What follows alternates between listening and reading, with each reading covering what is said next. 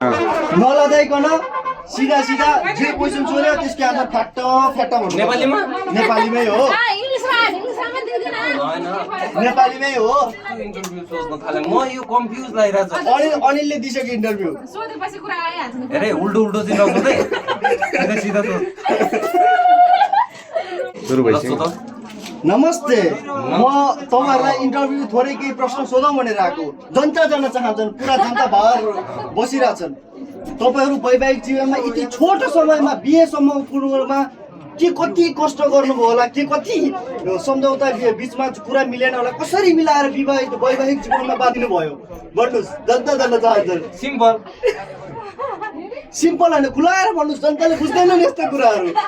भन्दै त कस्तो गरेर मैले त भनिदिन्छु फेरि सर्ट भनिहालौ सिधै भन्नु म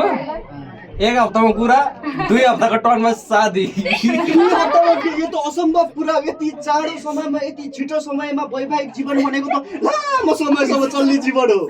के तपाईले यो जीवनलाई लामो समयसम्म लान चाहन सक्नुहुन्छ भन्नुस् सक्छ तपाई स्योर हुनुहुन्छ स्योर त्यही भएर तपाईले बिहे गर्नु भएको ल ठिक छ तपाईहरु एकअर्कामा माया गरेर बिहे गर्नुभयो कि बिहे गरेर माया गर्ने विचार गर्नु भएको छ मैले सबै एन्सर मैले लिएर हुँदैन उसले सोध्दा भन्नु जनता जान्न चाहन्छ लजाएर भएन भन्नु पर्यो मैले मात्र कति भनिदिएँ भने मैले 2टा 3टा भनिसकेँ भन्दा फेरि क्वेसन द्वारा मै भनिदिन्छु बिर्सिनु भन्छ यति लामो जीवन वैवाहिक जीवनमा बाँधिनु भएको छ यो भनेको आज दिन 1 2 2 दिन 3 दिनको कुरा होइन यो भाँडाकुँडा खेलाइ होइन यो लामो जीवन हो कटाउन सक्नुहुन्छ दुईजना एकअर्का बीच समझदारी भएर सकिन्छ मजाले सक्छौ होइन के तपाईँ स्योर हुनुहुन्छ भोलिको दिनमा दुःख पाएको हामीले हेर्न नपरोस् फेरि भन्नुहोस् भोलिको दिनमा झगडा पुरेर बुढाबुढीको झगडा भयो भनेर फेरि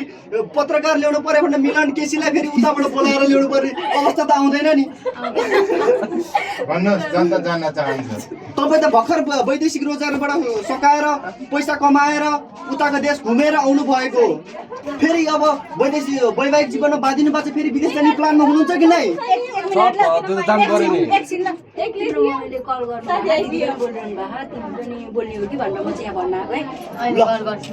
फोन गर्ने भए फेरि जान सक्नुहुन्छ है अझ 3 मिनेट बाँकी छ तपाईँ भर्खरै वैदेशिक रोजगारबाट फिर्ता आउनु भएको छ फिर्ता आएको 1 हप्तामा लक परेर अर्को हप्तामा बिहे भएको छ फेरि अब तपाईँ धन आर्जनको लागि पुँजी कमाउनको लागि फेरि वैदेशिक रोजगार जाने सोचमा हुनुहुन्छ कि केमा हुनुहुन्छ भन्नुहोस् जनता जान्न चाहन्छन् फेरि जान चाहनुहुन्छ तपाईहरु एकअर्काको बिहे भएको धेरै पनि भएको छैन फेरि वैदेशिक रोजगारमा जान चाहनुहुन्छ हजुरको हस्बेन्ड हजुरको श्रीमान तपाईँ के फेरि पठाउनुहुन्छ फेरि वैदेशिक रोजगारको लागि पठाउनुहुन्छ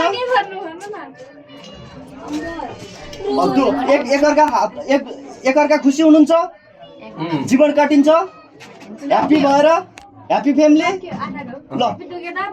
सबै दर्शक जनहरूको मायाले आशीर्वाद लागुन् धेरै माथि पुग्नु झगडा नपरोस् एकअर्काको बीचमा माया बढेर जाओस् अर्को वर्षमा यत्रो भुन्टे देख्न पाओस् त्यहीबाट चाहन्छु ल हस्त धन्यवाद इन्टरभ्यूको लागि थ्याङ्क यू सो मच 100% ल अर्को वर्ष 100% ल थ्याङ्क यू सो मच केही छ त क्वेसन केही सोध्नु छ बरु छिटो गर्दै मेरो बाहिरको यही हो गइहाल्नु पर्छ भन्नु हुँदैन तपाईँ अर्को गइहालेपछि त अर्को वर्ष कसरी आउँछ नेक्स्ट यता के भन्नु छ दर्शकहरु जयले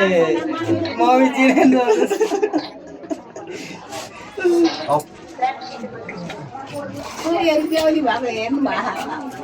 ल यता कान्छी जय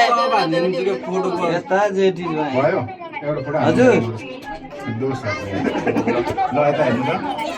हस् हस् सानी